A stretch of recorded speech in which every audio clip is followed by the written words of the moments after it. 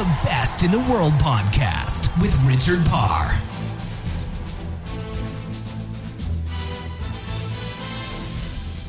Hello and welcome to the Best in the World with Richard Parr. This week's guest is Shannon Miller. She is the most decorated gymnast in American history. She's won 7 medals in the Olympics, and she was part of the famous Magnificent 7 gymnastics team that won gold on home soil in Atlanta in 1996. I'll be talking more about my chat with Shannon in just a moment, but I've got to tell you about this audiobook I've just started listening to. It's the one by Carlo Ancelotti called Quiet Leadership, Winning Hearts, Minds and Matches, and it's with Chris Brady and Mike Ford. Now, if this was a book, I would say I can't put it down. I literally downloaded it yesterday and I'm listening to hour after hour of it because it is fascinating. It's not your typical autobiography. It doesn't start with, this is where I was raised, this is where I played, this is where I managed. He does mention the teams he managed. He talks about Real Madrid, Chelsea, Paris Saint-Germain, AC Milan, Juventus, Reggiana, all those different teams, Parma as well.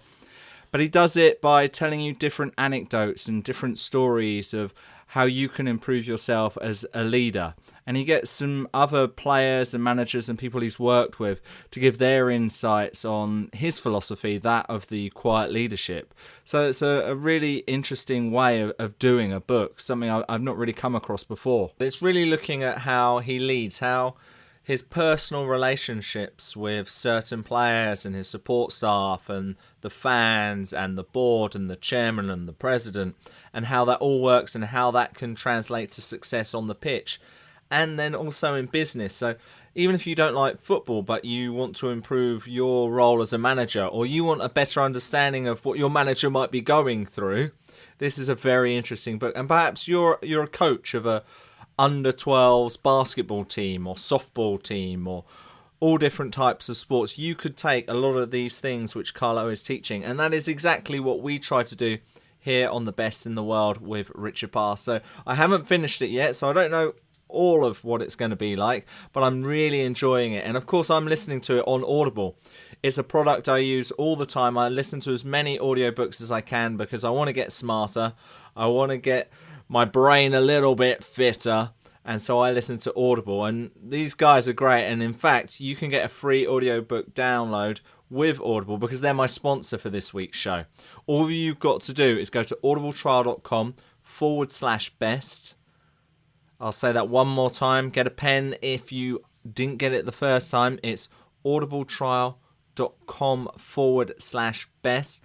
There you can get a 30-day free trial and 1 free audiobook download. If you like the sound of Carlo Ancelotti Quiet Leadership, get that one downloaded. It's about 7 hours long, so it won't take long to listen to. If you listen to podcasts, you know they can be about 45 minutes to an hour, so just think, oh, it's 7 podcasts, and you've got the whole knowledge of a book in your head. So it's fantastic. So audibletrial.com/best. Now, while I've been trying to get my mind fitter, I'm also trying to get my body fitter, and in fact I've started a 21-day challenge at my gym. That means I'll be doing workouts every single day, but crucially I'm going to be cutting out gluten and dairy from my diet. Of course, by cutting out gluten, it's something which Novak Djokovic has done recently in the last few years, and it's worked for him to fantastic success. Unfortunately, he was knocked out early in Wimbledon this year, but he currently, at the time of this podcast, holds all 4 major Grand Slam titles. So it must be doing something right for him.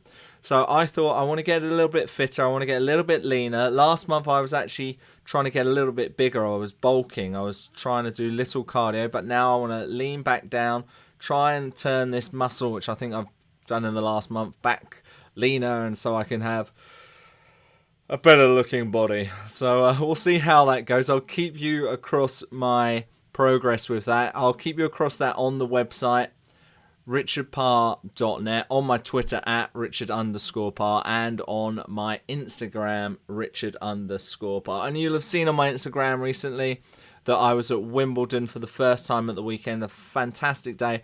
I'll be putting details of that on my website soon. I'll be talking a little bit more about gluten and dairy on my website soon. Plus, next week, I'm going to be talking about how I did with my goal setting. You may remember on the first episode of the year, I set my goals and my resolutions. So I'm going to tell you at the halfway point of how well I've been doing. There'll be a post about that on richardparr.net, but I'll talk about that as well next week. But let's get on to this week. Let's get on to Shannon Miller. As I said earlier, part of the famous Magnificent Seven gymnastics team that won gold in Atlanta in 1996. But what's even more amazing about Shannon is she successfully battled cancer. She did that in 2011. She's now 5 years cancer free. That's an incredible achievement. I had a fantastic chat with her. That's coming up in just a moment. We talk about a variety of things. She talks about how she keeps a positive attitude even in the most trying of times. And she learned a lot of that as a gymnast, and that helped her get through her experience with cancer. We talk about that. She also talks about how it's even harder to get on to an Olympic team than it is to win a medal. And with the Rio Olympics just a few months away, a lot of athletes could really benefit from the knowledge from Shannon Miller.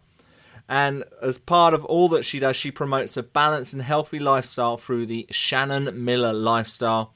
And you can find that at shannonmiller.com. And as she'll tell you, you can also follow her on Twitter at shannonmiller96. Well, let's stop talking about Shannon Miller and let's hear from her, because she's fascinating and she is, of course, the best in the world. The Best in the World podcast with Richard Parr.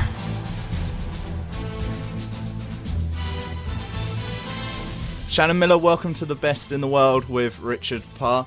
You're so busy right now with so many different things. We've got so much to get through. Why don't you just explain to some of our listeners what you've been up to in the last couple of months and what you've got planned coming up? Oh, goodness. Well, it has been a crazy couple of months. Not only do I have my focus on my company, which is dealing with women's health and all of those regular activities, but of course, it's the Olympic year. It is the 20th anniversary of the Magnificent Seven, my team from the 1996 Games. And I'm also celebrating 5 years cancer-free. So there's a lot going on. We've got a lot of great partners we're working with. And then I've got a big announcement coming up soon. In August, we will launch our fitness line of clothing for kind of athletic wear for women to wear when they go work out and when they're running around crazy, chasing the kids around. So a lot of things going on. It's going to be a great and a really fun summer. Wow, so much going on there. How do you balance everything out? I know you've got a great team behind you, but does what you learn as a gymnast when you're a child and a teenager growing up, are there any of those skills and processes that you use then that you use now? Absolutely. I rely on so many of the lessons that I learned through sport. Certainly the understanding of the importance of goal setting, setting that long-term goal, but also backing that up with those short-term goals. What are those things that I can accomplish each and every day that get me further to that long-term goal? Certainly teamwork. No matter who you are, you've got a team around you. And I knew that with gymnastics, it wasn't just the 6 other girls standing next to me on that medal podium, but it was my coaches, my parents, my community, my teachers who helped me continue with my education while training, the trainers and the doctors who patched me up and got me back on the floor. There's really a whole team of people with you, no matter where you are in life and what your goals are. I know for my cancer journey, I relied on teamwork a lot. It was a different team. It was my husband and my family, my neighbors. It was the nurses and the doctors and a whole host of people that helped me through that. And then I think on a daily basis, you think about those resources and those people that you have around you. I think being able to have a positive attitude was a really important part of my career. It's an important part of my life now, trying to look at things and find that good in there somewhere, even during the most trying of times, trying to find that good positive outlook on things. being the one person in the room that sees barriers as opportunities and can look at a challenge with a smile and even a sense of humor at times. And I think, probably one of the other lessons that I learned was really just to commit myself to excellence. And that means really just giving it 100% every day so that you're always feeling good about what you're accomplishing. Do you think it's the positive mental attitude that you had, which some of your 6 other members of the Magnificent Seven looked up to you and looked towards you for in that form of leadership? Was that, would you say, one of your strongest personality traits which they admired when you got your success? I think yes and no. I don't know if that was my strongest suit. I think probably for gymnastics it was more of my mental game, my ability to really just work hard and see things through. Growing up, that's what I was known for. I was known for really just outworking most everybody. I wasn't always the most talented or the most flexible or the strongest athlete, but I would outwork anyone. So I think hopefully that's what my teammates saw, on top of hopefully a positive attitude and outlook. I hope that they took away kind of leadership by example. It wasn't necessarily that I was preaching to them or kind of the cheerleader type of leader. I was more, I'm willing to do the work. Are you willing to do the work? How difficult is it being part of a team in gymnastics when so much of it, and many times, is just you? It's just you competing. So you kind of go from being an individual to being in a team. Was there ever any friction between any of the teams you were in, and how would you get past that? I think for gymnastics, it's a very interesting sport because it really is an individual sport. You're up there on the balance beam alone. It's not like a team sport where you're all out there on the field of play together and you have to kind of work together as a cohesive team.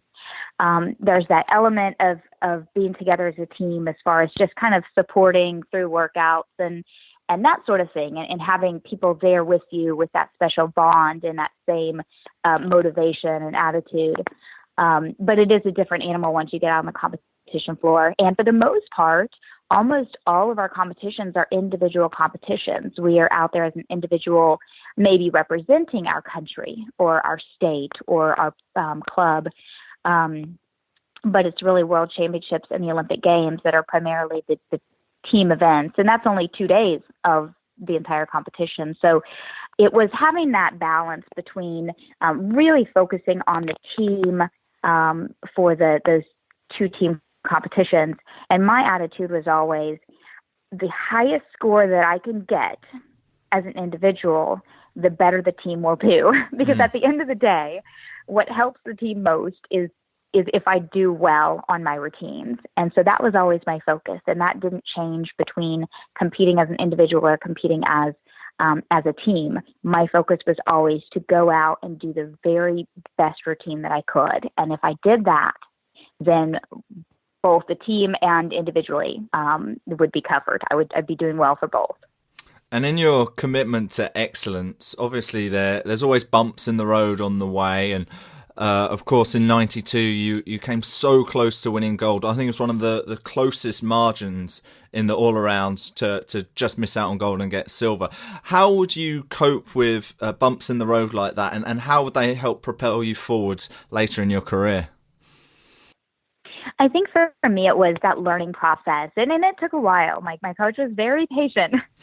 Probably doesn't get enough credit for his patience with me. But instead of looking at falls and mistakes as just this frustrating thing and kind of crying about it, he helped me understand that mistakes are part of the learning process.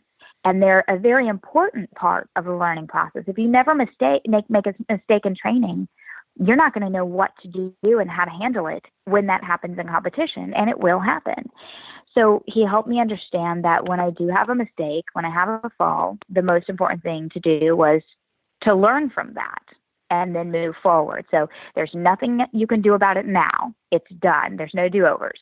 But here are the 2 or 3 corrections that you can think about. And next time, hopefully it won't happen again, or at least if you fall again, it might be different corrections, but you're going to get back up. And the important thing is that you get back up and keep trying. And was that a similar attitude you had towards injuries? Obviously, going into 96, you had a few injuries as well. How is that how you would approach it? And when you would get back competing, would you ever be concerned in the back of your head, or you could be recurring one of your old injuries? How would you cope with that? I think every injury was a little bit different, because some are just kind of those nagging things that are just going to happen in sports. And then there were injuries that I had that were certainly that next level of potentially career ending, or definitely having to sit out major competitions. And I think those were the really tough ones, because it made you examine where you were in the sport and how bad you really wanted that next goal. And so for me, it was kind of that time when I could step back and say, you know what, okay, I'm willing to put in the work. I'm willing to wait it out and do the therapy and get back to gymnastics, because I still love it. I still want to do this. And that was an important part of my career. It's something I look back on, specifically my elbow injury before the 1992 Olympics. It was a time in my career where I could have been done very easily. I could have missed the Olympics and then maybe lost the fire to ever come back. And instead, it just made me hungrier. Having to sit on the sidelines made me understand how bad I truly wanted it, and how hard I was willing to work to accomplish that next goal. And so I think injuries can really help you understand where you're at in the sport, where your head's at, and oftentimes you can come back stronger from injuries. So as you mentioned, it's 2016 Rio Olympics coming up. We're less than probably about 2 months away from the Olympics. What must be going through some of the gymnasts' heads right now with 2 months to go? I mean, I think there's a lot of excitement, but also that understanding that you have to kind of contain the excitement, because really the process for Olympic trials has begun as of last weekend for both the men and the women in USA Gymnastics. And so now is the time that they really have to buckle down, really focus on staying healthy, because this is a long haul to get not just to the Olympics, but through the Olympics. So they need to be taking care of themselves, not spreading themselves too thin with too many activities, and really just focusing on the end goal. But I think the excitement and that feeling inside is inevitable, but you have to kind of take a breath and really focus on it. You got to make the team first. And it is almost more difficult in this country to make the team than to actually go over and medal at the Olympic Games. It's just getting on the team. That's the most important part. And have you got any events coming up with the Magnificent Seven? Will you be going to Rio? I'll be in Rio. I don't know about the other teammates. Everyone kind of has separate things, but we are getting together. We actually were together. Most of us were together a couple weekends ago for an event, and we've got a couple more events coming up. So a bit exciting. I think most, if not all of us, will be at the Olympic trials in San Jose in July. So that'll be a lot of fun, and we're just really looking forward to celebrating this year. And it's just a lot of fun. We're so spread across the country. We're doing very different things with our lives, but at the same time, we have that shared bond that we will always have. And so when we get together, it is just so much fun to talk and catch up. How much do you remember of 96? How much do you take in the experience of when you won your first gold and when the team won their gold? Is it something you remember like it was yesterday? In some ways, there's kind of there's the snapshots that I remember the most. Some that everyone remembers, like standing up there on that gold medal podium, seeing the American flag being raised and hearing our national anthem. Certainly, after balance beam gold, I just remember landing and realizing I was on my feet and seeing my coach jump up and down on the sidelines. And I can't even remember if I saluted the judge. I'm pretty sure I did, but it was just such a great moment, and that mix of joy and excitement and kind of some of that relief, because I had a few mistakes during the all around and the vault competitions, that it was nice to end on such a high note with my career. And so there were a lot of things, and there were a lot of things off the gymnastics floor that I remember, but I also realized that there are many things about that time that I've kind of forgotten over the years. And it's been fun this year to really go to a lot of events that are more Olympic type events. And you get questions and you hear from fans that remember things that you forgot about. And so it's kind of reminiscing with all of those people that watched along while you were competing. It's amazing. You're getting all the different angles of what was for you probably a personal story, but you're realizing that it's touched so many people as well. It's incredible. Absolutely. And of course, you're now a member of, I think, 8 Hall of Fames. Is there any one of them you're most proud of? Oh, goodness. I mean, they're all very special in many ways. I think certainly, oh gosh, I mean, I don't know. They're all so special, but I think, being a part of the U.S. Olympic Hall of Fame is just truly incredible. It's one of those things where you think back and you kind of pinch yourself and think, did I really do that? The Best in the World podcast with Richard Parr.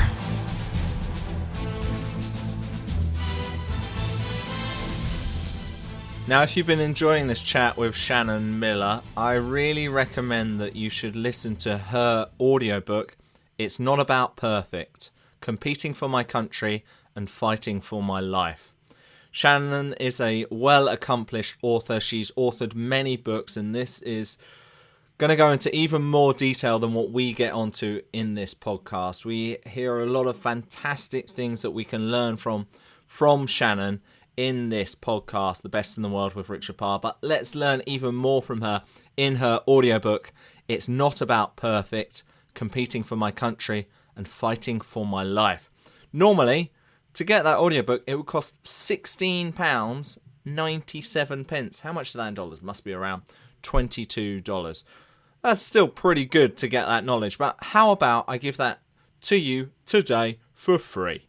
You can get that book by Shannon Miller for free. All you got to do is go to audibletrial.com/best. That's audibletrial.com/best. I said that a bit more slowly. I said it very fast the first time there. But you can then get a 30-day free trial and a free audiobook download. I did it for the first time and I'm now hooked to audiobooks. I listen to 1 or 2 a month, every month. It's really worth doing. I wouldn't recommend it otherwise. Go to audibletrial.com/best. We've still got great things we're going to cover on this podcast with Shannon Miller, and that's coming up next. The Best in the World podcast with Richard Parr.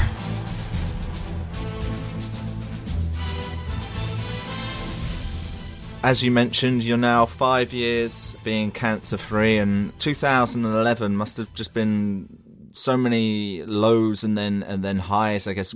Maybe just explain your feelings of when you were diagnosed with cancer, and then how you felt when they told you that you were cancer-free. I think the diagnosis was a bit of a whirlwind in many ways. I found out that it was cancer after the surgery had been performed. So it was a little backward in that way. And then after that, I went through chemotherapy, and it was a very aggressive form of chemotherapy. And that was very difficult. My son was just over a year old at the time, and it was kind of having to come to grips with that idea that this was very serious. I think in our 20s, we just all feel like we're invincible, and I had always been healthy. So I just really never thought that much about it. And then here I was in my early 30s going through cancer. And I had seen my mom. My mom is a cancer survivor, not genetically linked, different type of cancer. But I saw how strong she was and how difficult it was, but how she had made it through. And I think that helped me and gave me hope that I could get through it. And I just kind of had to keep that mentality that I had through sport. And a lot of that came flooding back. The importance of setting goals, the importance of keeping that positive attitude, relying on my faith.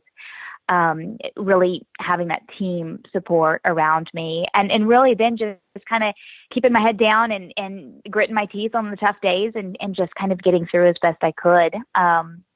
It was tough. It was a very, very difficult time, but I'm very fortunate to have had my cancer caught early, because that does not happen a lot, especially with ovarian cancer. So I just feel very blessed for each day.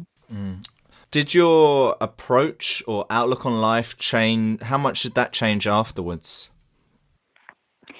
I think it changed in some ways. I was always very goal-oriented, especially through sport, but even in school.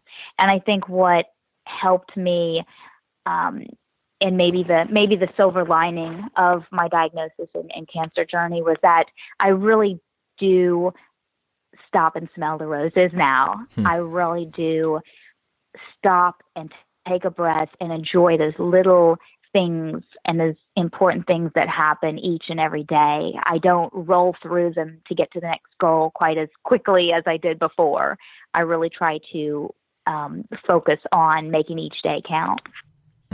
You mentioned about you've always kind of been a goal-setting person, and of course, even from being a child, but so many gymnasts are so young and they compete at such a high level at such a young age. Do you think that helps bring you this maturity a lot quicker? I think in some ways. I think I was much more mature than some of my peers in some ways, but not in every way. I think socially I was probably a little bit farther behind. I had never dated. I was just not interested in that. I mostly was around adults, other than the kids that I worked out with. But for the most part, I was around adults, and I'm kind of an old soul, so that fit for me. I was very shy growing up, so even if I wasn't in gymnastics, I probably wouldn't have gone to a lot of the school dances and the different things like that. So I think in some ways you grow up fast. I mean, I was traveling the world. By the time I was 12, I was competing for my country. And that you definitely take that very seriously. I was working with charities by the time I was 10, and understood the importance of giving back through my parents and what they helped me understand, that I was, whether I wanted to be or not, I was a role model for other little girls out there. And so I tried to take that very seriously. And that's hard when you're growing up and you're in front of the public eye as a teenager. And I think also going through changes with your body from, the age of 15 to 19, when I was at my second Olympics, you're kind of going through all that under a microscope. And in some ways that can be very, very difficult. But of course, you also get the benefit of all of the opportunities that you get to have, from kind of being in the limelight. You're able to have a platform to help others in many ways. And you continue to be a role model now. You've got your fantastic Shannon Miller Foundation and a lot of the things you do around health and nutrition. Is there any advances in health and nutrition that you know about now that you kind of wish you'd known about when you were competing? I think my coaches did a real good job while I was competing. I think at gymnastics, I was really doing very well as far as fitness and nutrition. Of course, I was training so much, it probably didn't matter what I ate, but my parents did try to make sure that I had well-balanced meals. My coach even brought in a nutritionist at one time to talk to all the girls, just so that we understood where we were getting our energy and how important it was to eat regularly throughout the day. As a gymnast, I was eating 6 full meals a day. And I think for me, when I finished gymnastics, when I retired, that's when I got into a little bit of a trap, because I kept eating those 6 full meals a day, but I wasn't working out 6 or 7 hours a day. So that was kind of the time in my life where I really kind of had to understand how to deal with health and nutrition and wellness as a young adult, not as an athlete. And that took some time. And I think that's where my passion for health and wellness with regard to women and children, I think that's where that grew from. And something that I really focus on. And these days I really focus on making it accessible and making it easy for people. We are so overwhelmed with, oh, well, now you can't eat this, but now you do eat that. And 3 years ago you couldn't eat that, but now it's okay. And it becomes so overwhelming that a lot of people just throw up their hands and give up. Yeah. Especially with regard to fitness. If you can't work out 2 hours a day, well, then you just might as well not do it. And we have to get away from that mentality and just understand that we try to make the best decisions we can each day. But when you fall off the horse and you eat the whole pizza, it's okay. That's one day, that's one moment. Let's just get back on track as quickly as possible and don't kick yourself too hard. Yeah, it's confusing. I get confused whether it should be brown rice or white rice. Should it be before the workout, after the workout? Am I allowed to eat sweet potato? Am I not allowed to eat sweet potato? It gets all quite confusing. So it's great what you do, trying to make it clear. And of course, one of the things you're also working on is fighting childhood obesity. What are some of the things that parents and children should be doing to not get overweight? Well, I think the importance, and what we mostly focus on, is just getting kids active. If you can get kids active at a young age, they will more likely stay active for the rest of their life. If they are sedentary, they will more likely be sedentary for the rest of their lives. So the importance and the focus for my foundation is really getting kids active and helping them enjoy physical activity, making sure that they understand it's not work, it's playtime. And so that's what's really important to me. And I think it's the same as adults. We can't look at exercise as that stuff we just have to grit our teeth and do. It needs to be fun. So if you enjoy taking classes, whether it's a spinning class or a dance class, go do that.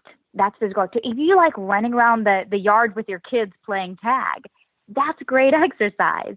If you're better working out at home while the baby's taking her nap, then there's great opportunity, certainly with the technology we have today, to get a great workout from home. So it's really about finding what's best for you and not being too overwhelmed with the idea of exercise. You don't have to run a marathon, but if you can get up and you can do 10 minutes, that's 10 minutes more than you did yesterday.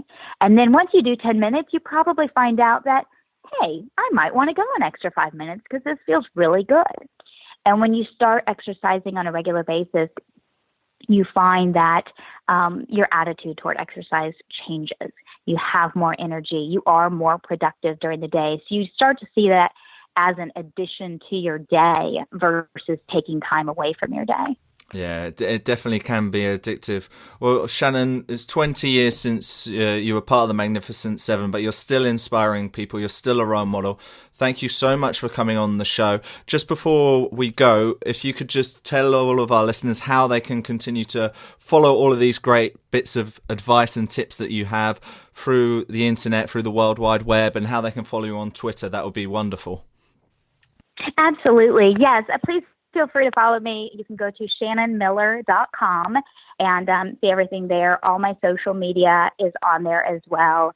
But you can follow me on Instagram and Twitter at shannonmiller96.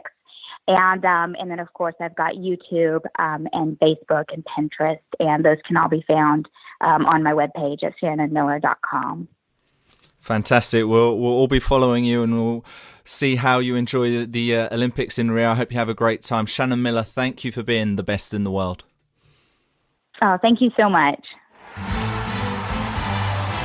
The Best in the World podcast with Richard Parr.